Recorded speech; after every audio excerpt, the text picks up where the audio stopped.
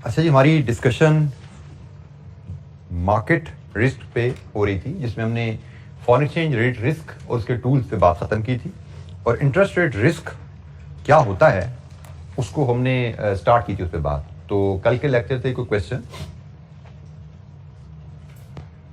अच्छा जी, interest rate risk hedging के जो टूल हमारे स्कोप में हैं उसमें पहला टूल है फॉरवर्ड रेट एग्रीमेंट। हम इस टूल को इस्तेमाल करना समझते हैं in the context of when we have a planned loan. जैसे हमने बात की थी, हमने कैश बजट बनाया, हमें पता लगा हमें दिसंबर में लोन की ज़रूरत है, तो इस सूरत हाल में एफआरए हमें कैसे इंटरेस्ट रेट रिस्क से बचाता है।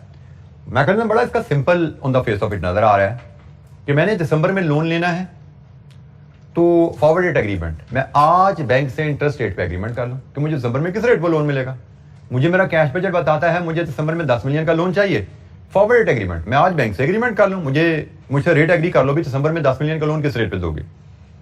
On the face of it तो ये ऐसे सिंपल ही नजर आता है, लेकिन इतना आसान होता नहीं है। थोड़ा सा बीच में ट्विस्ट आते हैं, जैसे हमने फ्यूचर में बात की थी ना, नॉन डिलीवरेबल, यहाँ पे भी वही कहानी है। वहां पे फ्यूचर नॉन डिलीवरेबल था, यहाँ पे interest rate FRA non deliverable है। अब इसका नॉन डिलीवरेबल से मुराद क्या है? होता यह है कि मैंने एक बैंक से एग्री किया कि भाई मैं आपसे लोन लेना चाहता हूं दिसंबर में 10 मिलियन का, मुझसे रेट एग्री कर लो। बैंक ने कहा ठीक है जी, हम आपको 10% पे रेट एग्री कर लेते हैं आपसे। 10% पे रेट एग्री हो जाता है बैंक से मेरा जब, और फिर लोन लेने का टाइम आ गया, मैं बैंक के पास गया लोन लेने, तो बैंक कहता जी हम एफआरए में लोन नहीं देते, नॉन डिलीवरेबल है हमारे FRA. Interest rate FRA non deliverable होते हैं, एफआरए के कैसे लोन मिलता नहीं आपको। वो कहेगा जी लोन तो हम नहीं देते आपको, आप लोन किसी और बैंक से ले लो। आपने कहा ठीक है जी मैं ले लेता हूँ लोन से, मैं फलाने बैंक से पैसा किया, वो 12% लोन दे रहा मुझे, तो मेरा आपसे एग्रीमेंट 10% का था। तो बैंक कहेगा जी हाजिर हम 2% का मसला है ना, वो हमसे ले लो। 2% एक्स्ट्रा मांग रहे हैं ना आपसे इंटरेस्ट बैंक आपका, जिससे लोन ले रहे हो, 2% हम आपको दे देते हैं भाई, जो फर्क है, ताकि आपकी कॉस्ट 10% दे रहे। अब होगा क्या, आपने जिस बैंक से एफआरए किया था 2% उससे वसूल करोगे, 10% अपनी जेब से ला लोगे, जिससे लोन लिया 12% उसको दे दोगे, आपकी कॉस्ट 10% रही। अल्टरनेटिवली आपने बैंक से एफआरए किया था कि जी मेरा लोन 10% होगा, लोन लेने का टाइम आया, आपको दूसरे बैंक से लोन 8% में मिल गया, क्योंकि एफआरए तो नॉन डिलीवरेबल है, ये तो साबित है ना। जिस बैंक से एफआरए किया उसने लोन नहीं देना आपको, तो आपने मार्केट से लोन लिया, आपको 8% मिल गया। अब एफआरए बैंक कहेगा भाई आपका तो मेरा से सौदा था, आप 10% इंटरेस्ट पे करोगे, आपको 8% पे लोन मिल गया, 2% मुझे दे दो, आपकी कॉस्ट 10% हो गया। This is FRA, non deliverable FRA. FRA bank कुछ कोई और है, लेंडिंग बैंक कोई और है। जो एक्चुअल इंटरेस्ट आपको मिलेगा उसका और एफआरए के इंटरेस्ट रेट का डिफरेंस बैंक और कंपनी आपस में सेटल कर लेती है, ठीक है। दोनों चीज एक बैंक से भी हो सकती हैं, बिल्कुल। मैंने आपको लेकिन ये दोनों एग्रीमेंट लादा होते हैं, एफआरए का एग्रीमेंट लादा है, लोन का एग्रीमेंट लादा है, ठीक है। दोनों चीजें एक बैंक से भी हो सकती हैं। Just to keep thing simple, मैंने समझो बैंक की दूंगा, जैसे मैंने से बात कर दी। बट 2% सालाना होता है, interest rate are always annual.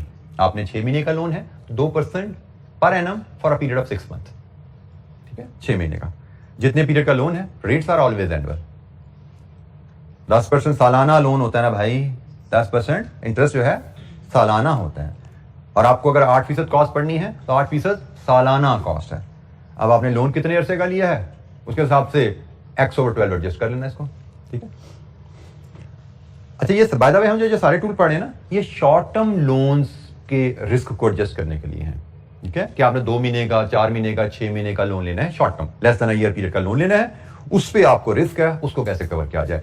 Long term loans पे जो इंटरेस्ट रेट रिस्क होता है उसकी डीलिंग फिर सीफैप 4 में होगी, ठीक है। यहां पे शॉर्ट टर्म की बात हो रही है। एफआरए के रिलेटेड कुछ टर्म मोटा मोटा मैंने बता दिया, अब हम उससे कुछ बारीकी में थोड़ा सा पढ़ लेते हैं। कुछ बेसिक जो टर्म्स हैं इसी पर आए में रहते हुए, FR is a binding agreement between a bank and a customer. It is an agreement that fixes an interest rate now for a future interest period. ठीक हो गया जी। An FRA for an interest period starting at the end of 3 months and lasting until end of 9 months is mentioned as 3V9, 3-9 और 329। ये जी बड़ा जरूरी होता है FRA का एक्सप्रेशन। अब बैंक के पास जाओ, बैंक से कोई FRA चाहिए, बैंक में ना FRA ऐसे कोटू होते हैं 225, 5.4, 5.35, 326, 5.42 and say 5.45, sorry, 3762, has ऊपर से लिए एग्जाम्पल 329 से 5.45 एंड से 5.4। FRA जो है ना बैंकों में ऐसे कोट होते हैं। करेंसी FRA में होता है 3 month forward, 6 month forward, 1 month forward. क्या आपने करेंसी खरीदनी कब है या बेचनी कब है? अगर आपने करेंसी फॉरवर्ड एग्रीमेंट करना है 1 महीने बाद खरीद फरोख्त का, तो you are interested in 1 month forward agreement. आपको कस्टमर से पैसे आने हैं 3 महीने बाद, you are interested in sell FRA, you will take 3 month FRA। 3 महीने बाद खरीदो फरोख्त होनी, काम खत्म हो जाना है। ये लोन है, ये डिपॉजिट है। यहां पे पहला पॉइंट है कि कब आपने लोन लेना है या डिपॉजिट लेना है, कितने महीने बाद। लेकिन लोन और डिपॉजिट के साथ एक और ट्रांजैक्शन भी आती है। लोन या डिपॉजिट जब लिया तो वापस भी तो करना होता है ना भाई, तो मैच्योरिटी भी आती है। इसलिए लोन FRA में 2 पीरियड आते हैं, 1 पीरियड नहीं आता। करेंसी FRA में 1 पीरियड आएगा, 3 मंथ फॉरवर्ड, खत्म हो गई। 3 महीने बाद खरीद लेना भाई, 3 महीने बाद बेच देना। लोन के FRA में या डिपॉजिट के FRA में 2 पीरियड आते हैं। आज से 2 महीने बाद आप लोन लोगे, आज से 5 महीने बाद लोन वापस करोगे। मतलब कितने महीने का लोन है? 3 महीने का। आज से 3 महीने बाद लोन लोगे, आज से 6 महीने बाद लोन वापस करोगे। कितने महीने का लोन है? 3 महीने का।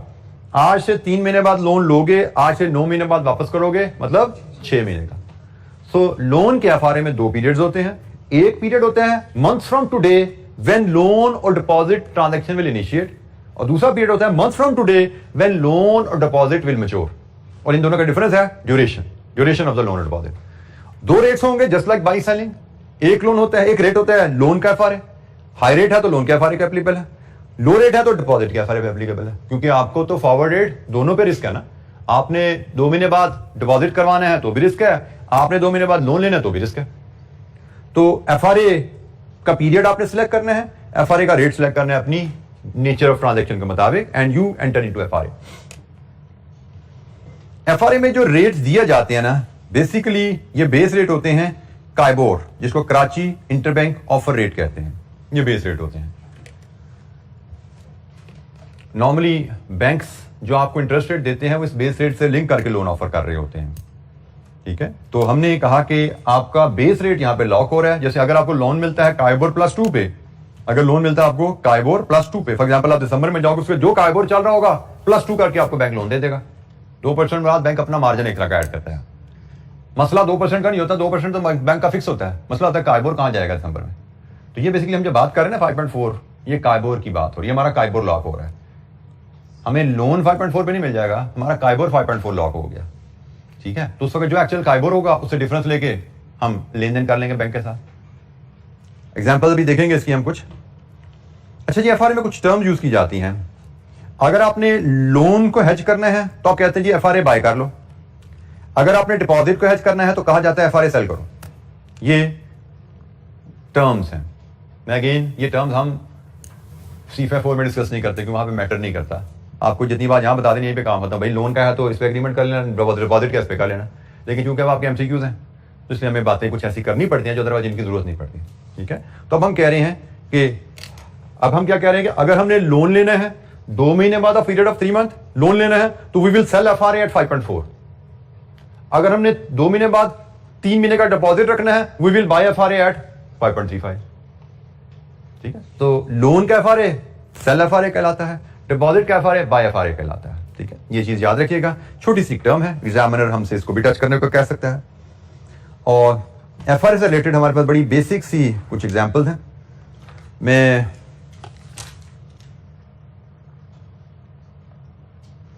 एग्जाम्पल को हम यहीं से ही बुक से ही गो थ्रू करते हैं जी। पहले पेज 230 पे है,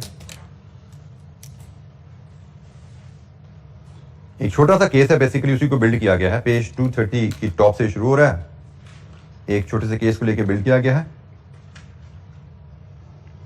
suppose that a company knows that it will need to borrow 5 million in 3 months time for a period of 6 months। Budget बनाया, बजट में पता लग गया आपको शॉर्टेज आने वाली है। 3 महीने बाद 6 महीने के लिए चाहिए तो 3V9 FRA एप्लीकेबल है। तो आप बैंक से 5 million का 3V9 FRA करोगे आप, और 3V9 अगर FRA मिल रहा है आपको इन रेट्स पे तो आपका एग्रीमेंट होगा हाई रेट पे। लोन का एग्रीमेंट है ना, हाई रेट पे होगा। ठीक हो गया। और इसके लिए जो टर्म यूज की जाती है सेलिंग FRA। कंपनी क्या करेगी, अपना 5.4 पे 3 to 9 FRA 5.4 पे सेल करेगी। डिपॉजिट है, बोरो है, हमने क्या पढ़ा था, मैं भूल गया भाई, पढ़ा। हाँ जी बिल्कुल ठीक है जी, बाय करेगी। बोरिंग के लिए बाय करते हैं, डिपॉजिट के लिए सेल करते हैं। क्योंकि मैंने पता नहीं ये टर्म है CFAP में नहीं पढ़ाते, इसलिए मैं अभी फ्लुएंट नहीं इन टर्म से। बोरो के लिए बाय।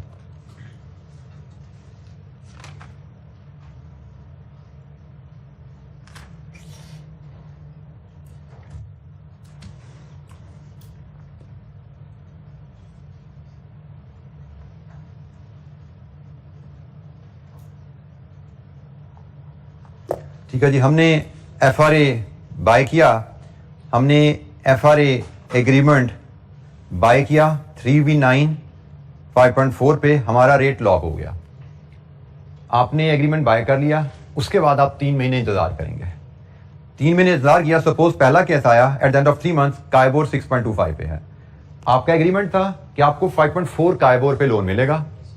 एक्चुअल काइबोर जब लोन लेने का टाइम आया 6.25 है, इसका मतलब हमें लोन 6.25 पे मिलना है। तो हमने जैसे बात की थी, मेरा जो आर्गुमेंट होगा लेंडिंग FRA बैंक के साथ कि भाई मुझे 5.4 पे लोन मिलना चाहिए था, मुझे 6.25 का लोन मिल रहा है, मुझे एक्स्ट्रा कॉस्ट पड़ी है। आपसे एग्रीमेंट के हिसाब से मुझे 5.4 कॉस्ट पड़नी चाहिए थी, मुझे 6.25 कॉस्ट पड़ी है, मुझे कंपनसेशन दो। बैंक पे लग गई, बैंक का जी ठीक है जी, ये 6.25 माइनस 5.4 0.85% मैं आपको पे करता हूं, बट ये परसेंट है, पर एनम है, तो इसको वैल्यू में कन्वर्ट किया जाएगा। 0.85% इंटू 5 मिलियन इंटू 6/12, आपका 6 मिलियन का लोन था। तो बैंक कहेगा जी आपके कॉस्ट पे इतना फर्क पड़ रहा है ना, 5 मिलियन का लोन 0.85%, 6 महीने का लोन, लीजिए जी 21,250 आई पे। जी बेटा, second agreement for the loan, बेटा वो लोन का एग्रीमेंट इस रेट पे हो रहा है ना, उसी से तो हमने FRA किया था इस रेट पे, हमारा लोन का एग्रीमेंट हो रहा है इस रेट पे। हमें लोन मिलना चाहिए था 5.4 पे, हमें लोन मिल रहा है 6.25 पे, हमें एग्रीमेंट के मुकाबले में 0.85 एक्स्ट्रा इंटरेस्ट पे करना पड़ा ना, तो ये एक्स्ट्रा इंटरेस्ट हमारे इस लोन, इस एग्रीमेंट की सेटलमेंट में बैंक हमें दे देगा। इसको कहा जाता है FRA सेटलमेंट। FRA के अगेंस्ट लोन नहीं मिलेगा, FRA सेटल होता है कि भाई FRA का हिसाब खत्म कर लोगे, सेटलमेंट से हिसाब खत्म करो। हमने बैंक से एग्री किया, हमें 5.4 पे लोन मिलना चाहिए FRA के मुताबिक।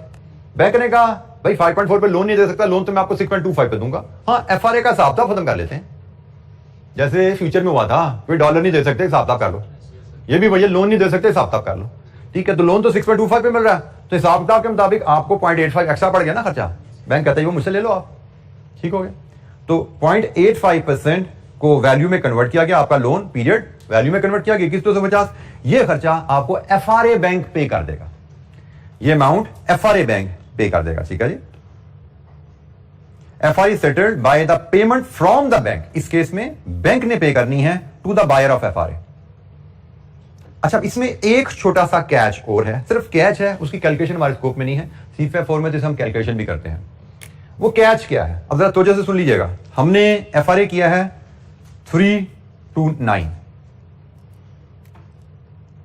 शॉर्ट टर्म लोन्स में लोन स्टार्ट होना है यहां पे, रीपे होना है यहां पे, एग्रीड। शॉर्ट टर्म लोन्स में इंटरेस्ट कहां पे किया जाता है, with maturity. Short term loan में यहां पे कंपनी लोन लेती है, 6 महीने बाद प्रिंसिपल विद इंटरेस्ट रीपे करती है। This how it is done. Long term में ना क्वार्टरली, 6 मंथली, सालाना इंटरेस्ट जाता रहता है। शॉर्ट टर्म में तो 6 महीने का लोन है, एक ही दफा विद प्रिंसिपल इंटरेस्ट जाता है। अब जरा होता क्या है कि FRA सेटल यहां पे होना होता है। FRA सेटल यहां पे हो जाता है कि भाई जब मैंने लोन ले लिया तो FRA को यहीं पे कहानी खत्म की जाती है। यहां पे कॉन्सेप्ट क्या आता है कि भाई मैं FRA बैंक के पास गया, उसको मैंने कहा कि भाई मुझे तो जो आपसे एग्रीमेंट था उसके मुकाबले में 0.85% ज्यादा इंटरेस्ट पड़ा, तो यू शुड पे मी। अब FRA सेटलमेंट यहां पे होनी है, और यहां पे मैं बेसिकली क्या ले रहा हूं, एक्स्ट्रा इंटरेस्ट कॉस्ट की कंपनसेशन। एक्स्ट्रा इंटरेस्ट कॉस्ट की कंपनसेशन ले रहा हूं ना बैंक से। मैं FRA बैंक से कह रहा हूं भाई मुझे एक्स्ट्रा इंटरेस्ट पड़ना है, तो उसकी कंपनसेशन आप मुझे पे करें 0.85%। अब बैंक ने मुझे FRA सेटलमेंट यहां देनी है और मैंने एक्स्ट्रा इंटरेस्ट पे कब करना है। ये एक छोटा सा कॉन्सेप्ट है। चूंकि सेटलमेंट एडवांस में होती है तो वो पूरी अमाउंट में नहीं होती, वो 21,250 में नहीं होती, वो प्रेजेंट वैल्यू में होती है। 6 महीने एडवांस में है ना, तो 6 महीने की डिस्काउंटिंग करके की जाती है। ठीक हो गया। तो ये एक छोटा सा कॉन्सेप्ट है, इसकी कैलकुलेशन हमें किताब में नजर नहीं आ रही, ठीक है। तो लेकिन कैलकुलेशन में कोई चैलेंज है भी नहीं, मैं आपसे अगर शेयर कर लूं। हमें 6 महीने के लिए डिस्काउंट करना है, और किस रेट पे डिस्काउंट करना है? जिस रेट पे आप लोन ले रहे हो। मैं इसकी वैल्यू अगर कैलकुलेट करके आपको दिखा दूं तो it will be 21,250 into 1/1 plus R. R साल का है 6.25, तो हमने तो 6 महीने का डिस्काउंट करना है ना, 0.0625/2। 1/1 प्लस आर यही होता है डिस्काउंट फैक्टर। तो 1 प्लस आर अगर साल का फैक्टर लोगे तो साल की डिस्काउंटिंग, हमने तो 6 महीने की डिस्काउंटिंग करनी है, तो इसको बटा 2 कर लो, 6 महीने का रेट बन गया। तो अमाउंट एफआरए सेटलमेंट की हम ये कैलकुलेट करते हैं, लेकिन पीवी ऑफ एफआरए सेटलमेंट हम ऐसे बना सकते हैं। ये जुमला यहां पे यही लिखा हुआ है, actual payment will be less, क्योंकि FRA is settled immediately at the beginning of the notional interest period and not at the end of the period. Actual interest end पे जाना होता है, एफआरए सेटलमेंट शुरू में होती है, इसलिए वो पीवी में की जाती है, रिड्यूस्ड अमाउंट की जाती है। कैलकुलेशन आपके लिए मैंने लिखती है, बहुत ही आसान कैलकुलेशन है, इसे मैंने आपके सामने शेयर कर दी। आल्दो हम यहाँ पे सवाल देखते हैं तो यहाँ पे कैलकुलेशन ये वाली पीवी की कैलकुलेशन नजर नहीं आती, बट हम पीवी के कॉन्सेप्ट से भी फेमिलियर है। मुझे लगा कि इसमें भी कोई चैलेंज नहीं है। इन केस एग्जामिनर डाल देता है कैलकुलेशन, यू शुड नो, क्योंकि उसने डिस्क्रिप्शन तो सारी लिख दी इस कैलकुलेशन की, सिर्फ कैलकुलेशन दिखाई नहीं थी, तो जो उसने डिस्क्रिप्शन लिखी है उसके मुताबिक मैंने एक छोटी सी कैलकुलेशन भी आपको दे दी। ये है जी एफआरए सेटलमेंट।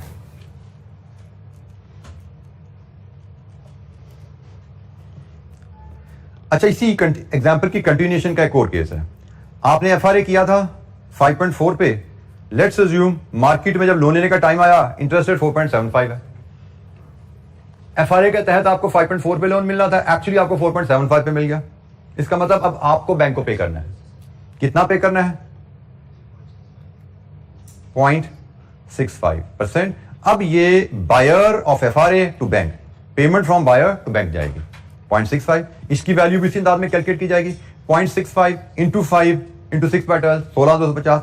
और ये भी पीवी में पे की जाती है भाई, ये भी एडवांस में पे होनी है ना। एफआरए सेटलमेंट कंपनी पे करे या बैंक पे करे, पे तो एडवांस में हो रहा है, ये भी पीवी में होगी। इसकी पीवी बनेगी 16,250 into 1/1 plus R. R will be adjusted for 6 month, और इस केस में आर है जो रेफरेंस रेट है। पिछले केस में रेफरेंस रेट 6.25% था, इस केस में रेफरेंस रेट 4.75 है, तो इस पे इसकी पीवी कैलकुलेट की जाती है। तो यह है जी एफआरए की कहानी।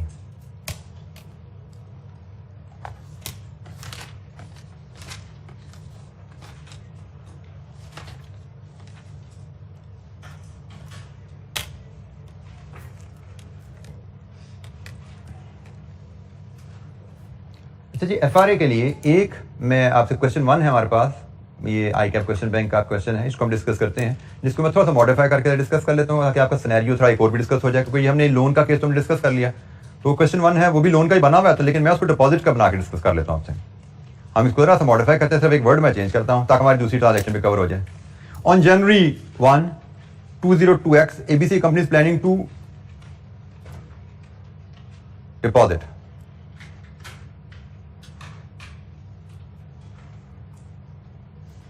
Deposit 30 million for a period of 6 months starting in April, फरवरी, मार्च, अप्रैल, 3 महीने बाद 6 महीने का 3 to 6 डिपॉजिट है, 5.47 विल अप्लाई। ठीक हो गया जी। What should ABC do to lock the interest rate today? Deposit पे इंटरेस्ट रेट लॉक करने के लिए, डिपॉजिट के लिए एफआरए कौन सा करते हैं हम? सेल। तो उसने पूछा जी एबीसी को आज क्या करना चाहिए। हम क्वेश्चन नंबर 1 को अगर सॉल्व करें तो हम कहेंगे क्वेश्चन नंबर 1 के मुताबिक पार्ट ए में ABC should sell interest rate FRA at 5.47। Deposit का FRA है ना, 5.47 पे सेल होगा, लो रेट पे सेल होगा। ठीक है जी। उसने क्या करना चाहिए, हमने कहा ये हो गया। फिर पार्ट बी में कहता है calculate the future value of settlement, मतलब प्रेजेंट वैल्यू नहीं कैलकुलेट करनी, future value of settlement of the FRA on 1 अप्रैल। 1 अप्रैल को क्या होगा? Part B 1। पार्ट बी 1 में देखो हमने एफआरए किया हुआ है 5.47 पे इनकम वसूल करने का। इनकम क्या एफआरए है ना, हमें मार्केट में इनकम मिल रही है 6.25 है, हमें ज्यादा इनकम मिल रही है, तो ABC will pay FRA settlement.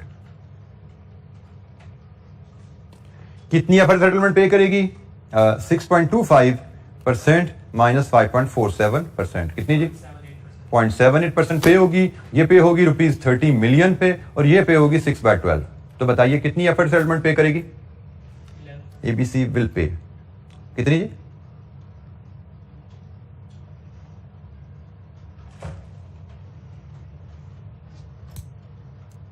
.7 C million में बोल रहे हो, 0.117, 1,17,000 रुपीज में ले आओ। 1,17,000 पूरा है या कुछ और भी है? 1,17,000। ये जी B1 हमने FRA किया 5.47 पे में इनकम आनी चाहिए, एक्चुअल इनकम हमें मिल रही है 6.25 है, तो हमें फिर FRA सेटलमेंट पे करनी पड़ेगी।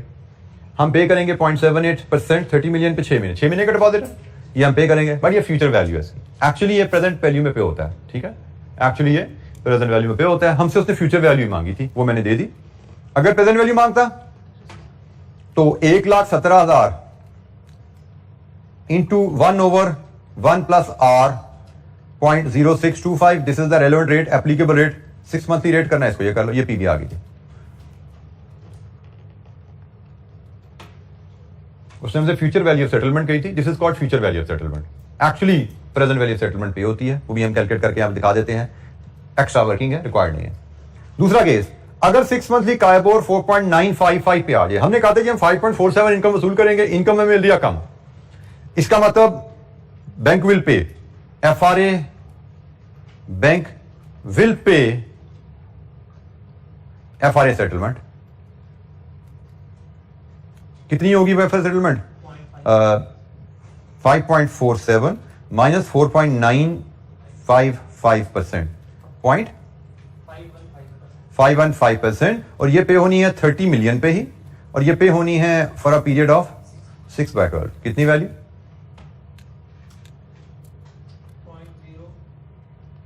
मिलियन रुपीज में बता दीजिए बेटा।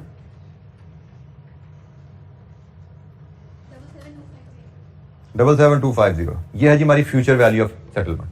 सवाल हमारे यहां पे खत्म हो जाता है। अगर हमसे पीवी कहा जाए तो वो होगी जी 77250 into 1/1 plus 0.4955/2, 6 month interest adjust किया। हम सिर्फ इंटरेस्ट को एडजस्ट करते हैं फॉर पीरियड, ख्याल करना है 1 is for principal, 1 plus R को हमने 6 महीने का बना लिया, यहां से हम पीवी ले सकते हैं अगर कहा जाता तो। हमने एक केस FRA लोन का डिस्कस किया, एक केस FRA डिपॉजिट का डिस्कस कर लिया, और FRA में यही है, इसके अलावा इंशाअल्लाह हमें कुछ आने की उम्मीद नहीं। पास पेपर में इस पे कुछ नजर नहीं आ रहा, क्योंकि पास पेपर हमारे पास बड़े लिमिटेड है, मैं बार बार बोल चुका हूं, आपको फिर बता दूं। मॉडल पेपर में एक फ्यूचर का क्वेश्चन है जो शायद हमने कर लिया हुआ है, और पास पेपर में फ्रिंक इंस्टीट्यूट में एक FRA मनी मार्केट है जो भी नहीं किया, इंशाअल्लाह हम डिस्कशन क्लास में उसको देख लेंगे, but that will be simple इंशाअल्लाह। जी बेटा।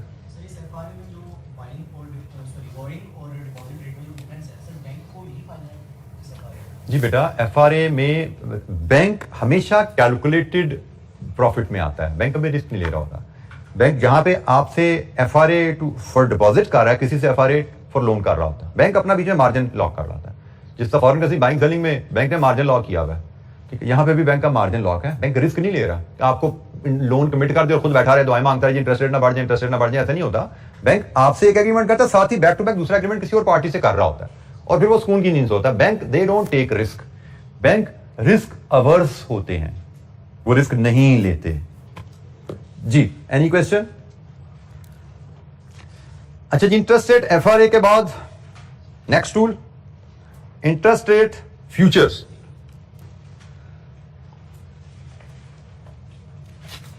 Interest rate futures just like forward, जैसा हम कहते हैं, ये भी फॉरवर्ड की तरह के एग्रीमेंट्स होते हैं, लेकिन ये जस्ट लाइक फॉरवर्ड, जब करेंसी फ्यूचर पढ़ा था, करेंसी जो अमाउंट होती है ना उसमें स्टैंडर्ड होती है, कॉन्ट्रैक्ट साइज का कॉन्सेप्ट आता है यहाँ पे कॉन्ट्रैक्ट साइज का कॉन्सेप्ट आता है। फ्यूचर के थ्रू आपने अगर लोन को हेज करना है तो आप सेल इंटरेस्ट रेट फ्यूचर से हेज बनाते हो, अगर आपने डिपॉजिट को हेज करना है तो आप बाय इंटरेस्ट रेट फ्यूचर से हेज बनाते हो। अभी हमने पढ़ा था बोरिंग FRA से करना है तो बाय FRA करो, डिपॉजिट FRA से करना है तो सेल FRA करो। यहां पे उल्टा हो गया थोड़ा सा, यहां पे आपने कहा बोरिंग करनी है हेज, बोरिंग का मसला है, इंटरेस्ट पेमेंट का रिस्क है तो सेल FRA, और डिपॉजिट मनी का रिस्क है, इंटरेस्ट इनकम रिसीव करनी है तो बाय FRA। अच्छा, लेकिन यहां पे फ्यूचर की कहानी थोड़ी सी डिफरेंट रहती है इस लिहाज से भी, एक तो कॉन्ट्रैक्ट साइज का मामला होता है। FRA में आप 10 लाख, 15 लाख, 50 लाख, 75 लाख, 75 लाख 500, 505 मिलियन, 507 मिलियन, 507 या 2 मिलियन, किसी भी अमाउंट का एग्रीमेंट कर सकते हो। इधर ऐसा नहीं, स्टैंडर्ड कॉन्ट्रैक्ट साइज होते हैं। जैसे कॉन्ट्रैक्ट साइज अगर 1 मिलियन है तो you can only have an agreement to borrow और invest in the multiple of 1 million. Contract size आ गया। अच्छा, यहां पे फिर फ्यूचर की प्राइसेस आती हैं। फ्यूचर की प्राइसेस थोड़ी सी डिफरेंट होती हैं, यहां पे मैकेनिज्म थोड़ा फर्क होता है। नॉर्मली हमने कहा था, करेंसी में कहा था ना कि जिस तरह एफआरए की प्राइस होती है वैसे ही फ्यूचर की प्राइस होती है। एफआरए की प्राइस अगर रुपीज पर डॉलर 250 रुपए है तो फ्यूचर की प्राइस भी लगभग वैसे ही होती है, 250 रुपए ही होती है। लेकिन इंटरेस्ट रेट फ्यूचर में प्राइसिंग मैकेनिज्म फर्क है। अगर आपका 3 मंथ एफआरए, जो कि हमने कहा था एक तरह का टाइबोर होता है, अगर वो 4% है तो फ्यूचर की प्राइस, इंटरेस्ट रेट फ्यूचर की प्राइस 100 - 4 96 होगी। फ्यूचर की प्राइस का मैकेनिज्म थोड़ा सा फर्क रखा जाता है। मतलब फ्यूचर की प्राइस अगर 96 है ना, इसका मतलब इंटरेस्ट फ्यूचर का रेट 4% है। अगर फ्यूचर की प्राइस 95 है ना, इसका मतलब फ्यूचर का इंटरेस्ट रेट 5% है। ठीक है, करेंसी फॉरवर्ड का रेट और करेंसी फ्यूचर का रेट एक ही तरीके से लिखे जाते हैं, लेकिन इंटरेस्ट रेट फॉरवर्ड का रेट और इंटरेस्ट रेट फ्यूचर का रेट लिखने का तरीका थोड़ा फर्क है। इंटरेस्ट रेट फॉरवर्ड का रेट तो सिंपल है 4% पर एनम, लेकिन फ्यूचर का रेट 100 - 4 होता है 96। तो अगर फ्यूचर की प्राइस 96 लिखी नजर आ रही है, इसका मतलब फॉरवर्ड रेट आपका 4% है। इसमें आपका एग्रीमेंट 4% पे हो रहा है। अगर आपके फ्यूचर की प्राइस 95 ऑफर हो रही है, इसका मतलब आपको फॉरवर्ड रेट 5% ऑफर हो रहा है। प्राइस का मैकेनिज्म इसका थोड़ा फर्क होता है। जैसे यहां पे एग्जांपल दी हुई है कि भाई अगर रेट 5.22 है, इसका मतलब फ्यूचर की प्राइस 94.7 है। अगर प्राइस 93.56 आपको बताई है, इसका मतलब 6.44 इंटरेस्ट रेट है। तो ये आपने ध्यान में रखना है कि 100 - R, हमारी प्राइस 100 - R से बनती है, 100 - स्काइबोर से बनती है फ्यूचर की प्राइस। ऐसा किया क्यों जाता है? ऐसा किया इसलिए जाता है कि जब इंटरेस्ट रेट बढ़ेगा तो फ्यूचर की प्राइस गिरेगी। इंटरेस्ट रेट 4 से 5 पे जाएगा तो फ्यूचर की प्राइस 96 से 95 पे आ जाएगी। ये मैकेनिज्म इसलिए बिल्ड किया जाता है। जब इंटरेस्ट रेट गिरेगा तो फ्यूचर की प्राइस बढ़ेगी। ये मैकेनिज्म इसलिए बिल्ड किया गया कि ये बिहेवियर हम ले सकें। हमने प्राइस को 100 - R क्यों किया? क्योंकि हम ये बिहेवियर को टारगेट कर रहे थे कि जब इंटरेस्ट रेट की कीमत, इंटरेस्ट रेट बढ़े तो फ्यूचर की प्राइस गिरे, जब इंटरेस्ट रेट गिरे तो फ्यूचर की प्राइस बढ़े। हम ये टारगेट करना चाहते थे, इसलिए हमने फ्यूचर की प्राइस का मैकेनिज्म ही बदल दिया। अगर हम फ्यूचर की प्राइस भी इंटरेस्ट रेट पे ही रखते तो इंटरेस्ट रेट बढ़ता, फ्यूचर बढ़ता, इंटरेस्ट रेट गिरता, फ्यूचर गिरता। हम उलट चाह रहे थे, तो उलट के लिए हमने फिर ये किया। तब इंटरेस्ट रेट बढ़ेगा, फ्यूचर गिरेगा, इंटरेस्ट रेट गिरेगा, फ्यूचर बढ़ेगा। ये हम हासिल करना चाहते थे। क्यों? वो अभी हम एग्जाम्पल देखेंगे, उसमें में नजर आएगा ये मैकेनिज्म। अभी हम एग्जाम्पल पे जाएंगे, ये वहां पे हमें मैकेनिज्म नजर आएगा कि हम ऐसा क्यों चाह रहे हैं।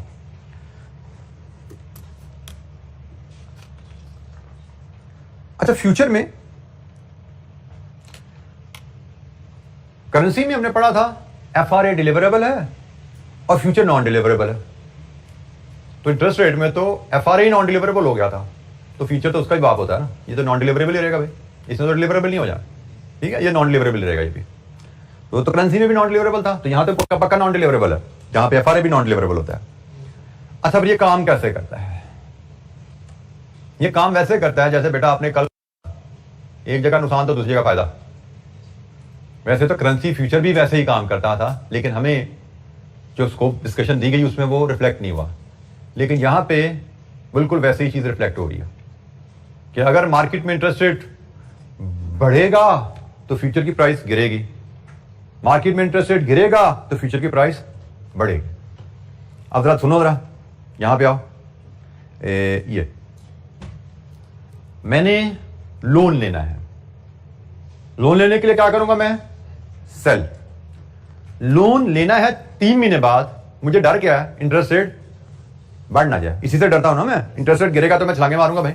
इंटरेस्ट रेट के बढ़ने से मैं डरता हूं, इंटरेस्ट रेट के बढ़ने से मैं डरता हूं। मैंने एफआरए ये फ्यूचर बेच दिया, सेल किया, सिंपल बाइंग सेलिंग की ट्रांजैक्शन समझो। मैंने फ्यूचर बेच दिया, अब इंटरेस्ट रेट वाकई बढ़ गया तो फ्यूचर सस्ता हो जाएगा ना। यही पढ़ा था ना, 100 - R।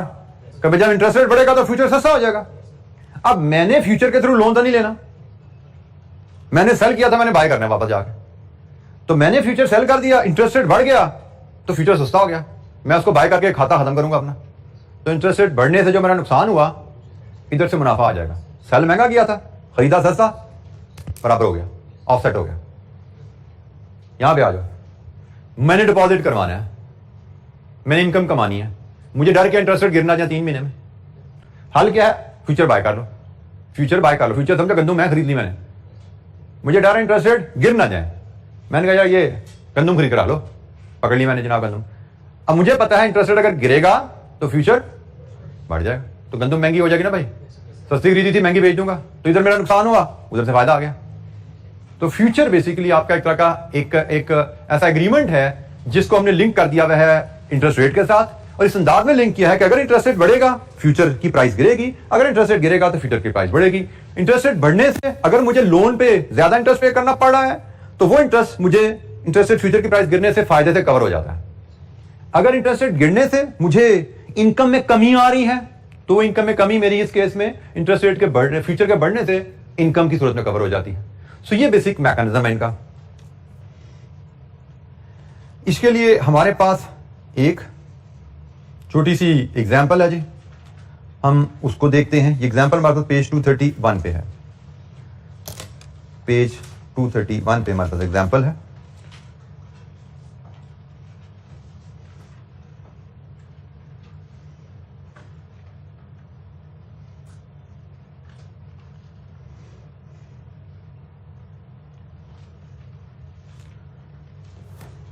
अच्छा, इसको यहीं से हम अगर फॉलो करें, company will need to borrow 8 million rupees, ये यूरो, ये टाइपो थोड़ा सा आ रहा है इस पे काफी ज्यादा, इसको मैं ठीक करता जाऊंगा जैसे आप नोट करते जाएगा।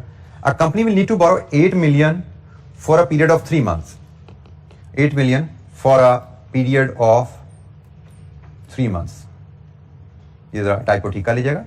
From the end of May, it is not January, May end पे हमें 3 महीने के लोन लेना है, जून जुलाई अगस्त 3 महीने के लिए लोन लेना है, आज जनवरी है।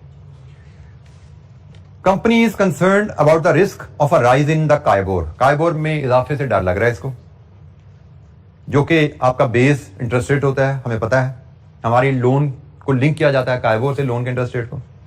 And it wishes to hedge its position with futures, future से हेज करने की बात हो रही है, इस रिस्क को फ्यूचर से हेज करने की बात हो रही है। करंट स्पॉट काइबोर, आज अगर लोन लेना हो तो 3.5% पे काइबोर मिलता है, आज अगर लोन लेना है 3.5 पे काइबोर मिलता है। आप 3 महीने का लोन लेना हो या 6 महीने का लोन लेना हो, दोनों पे 3.5% काइबोर ही लग रहा है। And the current June KIBOR future price is the same 96.5। अच्छा, यहां पे जिसने फ्यूचर के साथ एक महीना भी अटैच कर दिया without getting into any discussion, एक मंथ अटैच कर दिया। अच्छा, इसके बारे में एक बेसिक सा असूल याद रख लीजिए, किताब में वो पीछे असूल कहीं डिस्कस नहीं हुआ, यहाँ पे एकदम ये इसने एंट्री डाल दी इसकी। जैसे मैंने कहा ना कि ये टॉपिक पे डेप्थ वो ज्यादा होती है, तो इसको जब सिंपलीफाई करते करते कोई ना कोई गलती हो जाती है। जैसे मुझसे भी कल एक गलती होनी थी, मैं तो किया, लेकिन किताब वाले से छप गई तो छप गई, तो अब छप गई है तो फिर हमें इसको थोड़ा सा समझ लेना चाहिए। बड़ी आसान सी बात है। मार्केट में ना फ्यूचर कई तरह के मिलते हैं, जून जुलाई अगस्त, कई तरह के फ्यूचर कॉन्ट्रैक्ट अवेलेबल है। जैसे एफआरए नहीं होता 1 मंथ 3 मंथ 5 मंथ 6 मंथ, आपको जो चाहिए ले लो।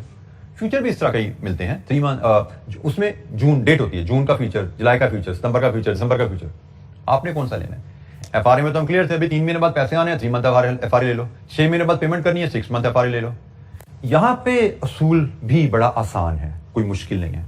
वहां पे होता था ना, आपने करेंसी खरीदनी कब है, जब खरीदनी है उसका पीरियड का एफआरए ले लो, करेंसी बेचनी कब है, जब बेचनी है आपका एफआरए ले लो। यहां पे क्या है, आपने लोन लेना कब है, कब लोन लेना है, मई में।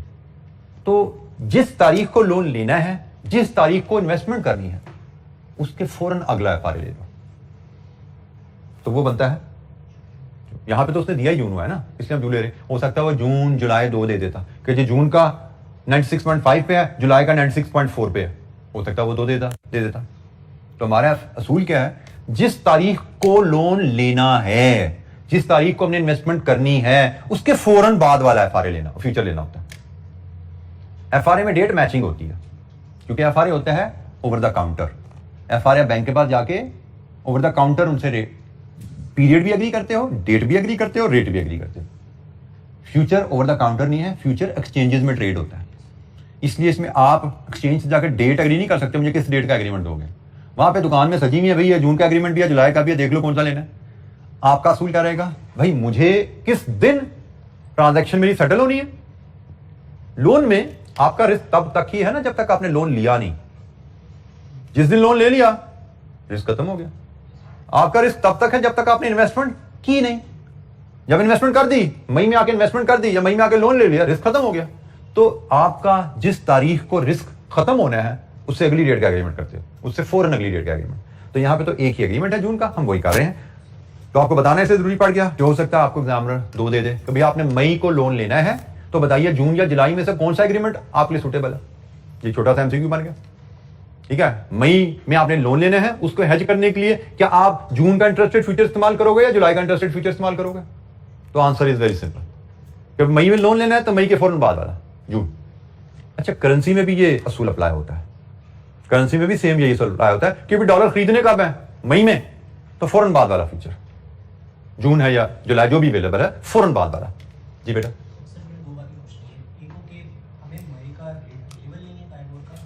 मई का तो काइबोर अवेलेबल है ना बेटा, उसने लिखा है spot KIBOR is 3.5।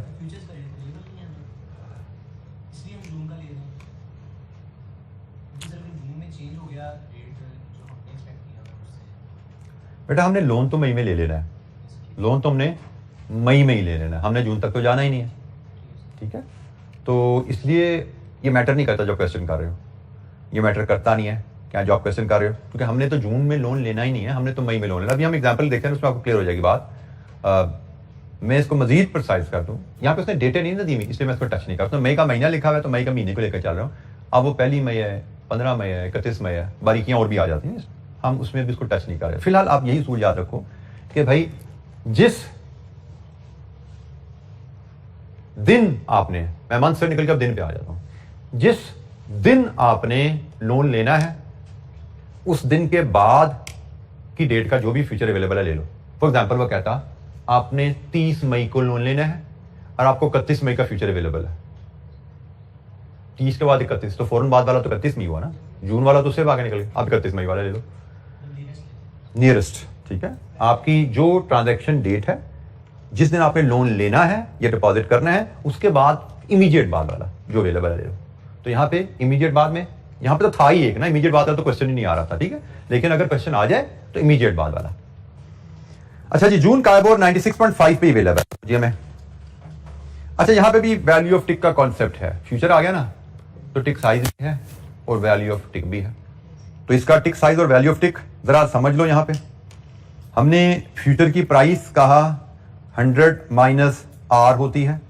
For example if KIBOR is, हमारे केस की तरह 3.5 ही है अगर, तो इंटरेस्ट रेट फ्यूचर की प्राइस होगी 100 माइनस 3.5, ये बनता है जी 96.5।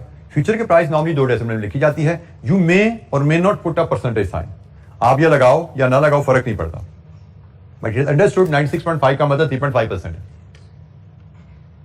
टिक साइज, टिक साइज की डेफिनेशन वही है जी, minimum movement in the future price that can be recorded. तो minimum movement that can be recorded here is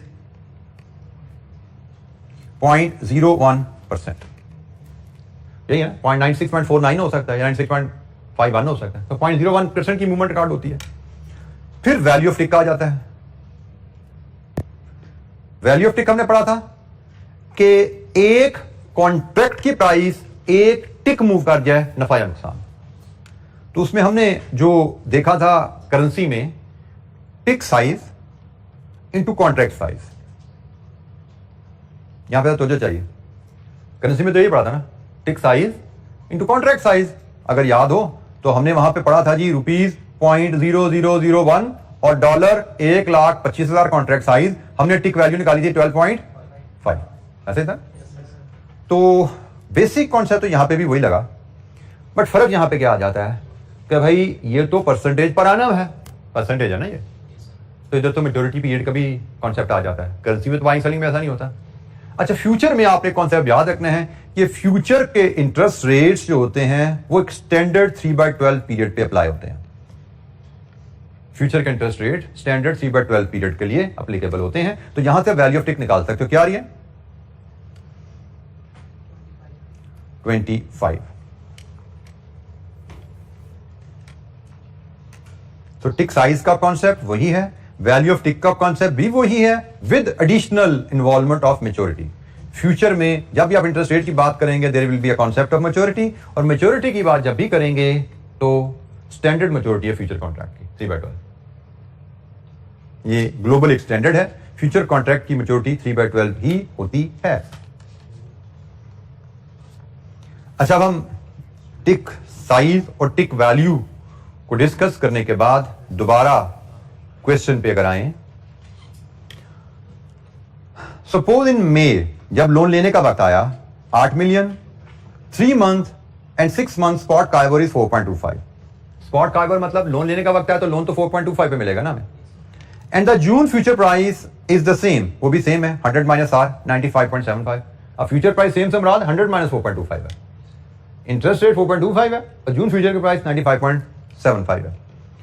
अच्छा, ये हमने हेज किया कैसे था, हमने ये हेज बनाया कैसे था, हमने कब था हमारी transaction, company needs to borrow, हमें आज की तारीख नहीं बताई कि हेज बनाने के लिए, लोन का हेज बनाने के लिए, बोरो के लिए हम सेल इंटरेस्ट रेट फ्यूचर किए थे हमने, और हमने 8 मिलियन को हेज करना है, 1 मिलियन का कॉन्ट्रैक्ट साइज है तो हमने 8 काइबर फ्यूचर कॉन्ट्रैक्ट सेल करने थे। The exposure in the risk, company should sell 8 KIBOR future of June. कैसे निकाले 8? Amount to be borrowed over contract size. ठीक है, अब हुआ क्या, हमने जब हेज पोजीशन ओपन की थी हमने सेल किए थे कॉन्ट्रैक्ट 96.5 पे, यही बताइए ना मैं डेट कि जी स्पॉट रेट 93.5 था और फ्यूचर की प्राइस भी उस वक्त जब हमने लिया था, जब हमने लोन हेज किया था 96.5 थी, तो हमने 96.5 पे सेल किया। फिर जब आ गई मई की तारीख, at the time of loan, जब लोन लेने का वक्त आया तो हमने ये एग्रीमेंट रिवर्स किया, हमने फ्यूचर को बाय कर लिया। इससे हमें 0.75% का फायदा हो गया। इस 0.75% फायदे को आप कैसे कैलकुलेट कर सकते हो, वैल्यू में 0.75% into 8 contracts of 1 million each into 3/12। बताओ यहां से टोटल फायदा कितना हुआ? 15,000। आपने फ्यूचर सेल किया, आपने फ्यूचर बाय किया, आपको इतने का फायदा हो गया 0.75। आपने 8 कॉन्ट्रैक्ट्स 1 मिलियन के लिए, उस पे 0.75 का फायदा है, लेकिन परसेंटेज फ्यूचर कॉन्ट्रैक्ट में हमेशा 3/12 से एडजस्ट होगी। 3/12 पे एडजस्ट किया, 15,000 आ गया। यहां पे भी टाइपो है, यहां पे यूरो का साइन लिखा गया, इसको रुपीस बना लीजिएगा। अच्छा जी, इसकी अल्टरनेटिव कैलकुलेशन टिक के साथ वो ये गिवन है 8 कॉन्ट्रैक्ट्स, इसको आप 75 टिक्स पढ़ते हैं, 75 टिक्स इंटू 25, ये 15,000 ऐसे निकाला जा सकता है। तो 15,000 की कैलकुलेशन आप ऐसे कर लो या ऐसे कर लो, एक ही बात है। 0.75% को आप 75 टिक्स भी पढ़ेंगे आप, 75 टिक्स है, एक टिक 25 रुपए का है और 8 कॉन्ट्रैक्ट्स पे 75 टिक्स इंटू 25, 15,000 पे। दोनों तरह से कैलकुलेशन होती है। फ्यूचर हेज, लोन के केस में आप इंटरेस्ट रेट फ्यूचर बेचते हो जब आपके कैश बजट ने बनाया आपको लोन लेना है, फिर लोन लेने के टाइम पे आप फ्यूचर बाय करते हो और नफा या नुकसान कैलकुलेट कर लेते हो। अब आ जाते हो भाई, अब फ्यूचर की कहानी खत्म होगी, अब लोन लिया जाए। आप मार्केट में गए, 8 मिलियन का 4.25% पे 3/12 लोन लिया, ये उसकी कॉस्ट बनी। 15,000 आपने फ्यूचर में कमा लिया था, उससे रिड्यूस किया, ये आपकी नेट इंटरेस्ट कॉस्ट आ गई। मार्केट में इंटरेस्ट रेट बढ़ गया था ना, तो बढ़ने की वजह से जो नुकसान हुआ था, फ्यूचर में आपको फायदा हो गया, उससे कंपनसेट हो गया। और हम यहां पे देख सकते हैं कि हमारी कॉस्ट 3.5% की 3.5% पे रहेगी। जितना हमें इंटरेस्ट रेट के बढ़ने से नुकसान हुआ था, उतना ही हमें फ्यूचर की प्राइस गिरने से फायदा हो गया। प्रैक्टिकली हमें जितना इंटरेस्ट रेट बढ़ने से नुकसान हुआ, उतना ही फ्यूचर प्राइस गिरने से फायदा हो गया। अल्टीमेटली हमारी कॉस्ट वही 3.5% पे ही रह गई।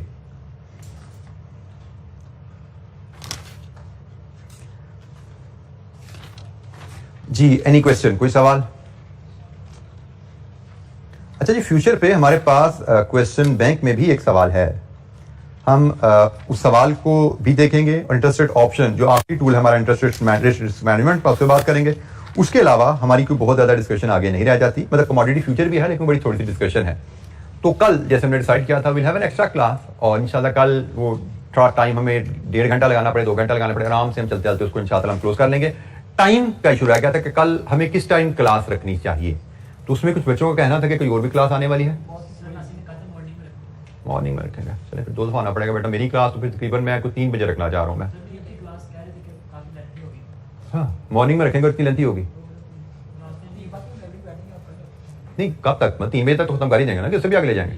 मैं इसलिए 3 बजे तक रखना चाह रहा हूँ कि हम 3 बजे कल मिलेंगे, और मैक्सिमम मुझे लगता है कि 5 से आगे नहीं हम जाएंगे, 4:30 से 5 तक हम इंशाअल्लाह क्लास को वाइंड अप कर लेंगे। एंड होपफुली चीज़ों को हम जिस तरह आहिस्ता आहिस्ता चलते जा रहे हैं इसी तरह हम इसको लेके खत्म कर लेंगे। क्वेश्चन होंगे कोशिश कीजिएगा आज का दिन और कल का भी दिन मिलेगा आपको, थोड़ा टाइम लगा के जितना एरिया हमने पढ़ा है उसको जरा एक साथ रिवाइज करके आइएगा, ताकि कोई क्वेश्चन आपके यहाँ पढ़ के नोट से पढ़ के आएगा, जो इलस्ट्रेशन की है वही दोबारा समझ के कीजिएगा, ताकि जो क्वेश्चन आपके जो एम्बिग्यूटी है निकाल लीजिएगा। क्योंकि करेंसी रिस्क जैसे मैंने कहा बिल्कुल ही फारसी जबान है आप लोगों के लिए, तो इसमें अभी साथ के साथ सीख लोगे ना तो अभी समझो एग्जाम लेवल तैयार हो जाएगा आपका, क्योंकि आपने इसमें बहुत ज्यादा प्रैक्टिस नहीं करनी। प्रैक्टिस आपकी नहीं एग्जाम्पल क्वेश्चन तक रहेगी, मैक्सिमम इसके अलावा 1-2 सवाल मिल जाएंगे और छोटे छोटे से ये 4-4 लाइन हो गए और कुछ नहीं है। तो अभी साथ पढ़ लोगे तो समझो अभी साथ के साथ ही आपकी कल नहीं तो परसों तक एग्जाम लेवल प्रिपरेशन इस एरिया की हो जाएगी। लेकिन अगर आपने इसको ब्रेक लगा दिया यार बाद में देखेंगे, तो आप चांस ले रहे हो, क्योंकि बाद में ये देखा जाना नहीं है, बाद में आपको समझ आना नहीं है। अभी मौका है, अभी पढ़ लें, दिक्कत होगी कल हम डिस्कस कर लेंगे इंशाअल्लाह, ठीक है। फिर मिलेंगे दोबारा रिवीजन डिस्कशन सेशन की, उसमें बात हो जाएगी। कोशिश करें इसको पेंडिंग ना कीजिएगा, क्योंकि पेंडिंग कर लिया तो यू विल बी टेकिंग, जैसे हमने देखा कितने नंबर आए थे इस टर्म में 10। यहाँ से देख लेते हैं कौन सी दूर चीज़ पड़ी है, ये पड़ी है दोनों टर्म में जी आया है, ये सिर्फ एक में नहीं मॉडल में भी आया हुआ है ये, और हमारे पास स्प्रिंग 22 में भी है, दोनों जगह ही नंबर मिल रहे हैं जी। और ये नंबर है दोनों जगह, एक जगह 11 एक जगह 10, इसका मतलब कंपलसरी है ये, इस चैप्टर के बगैर आपका काम होना नहीं है।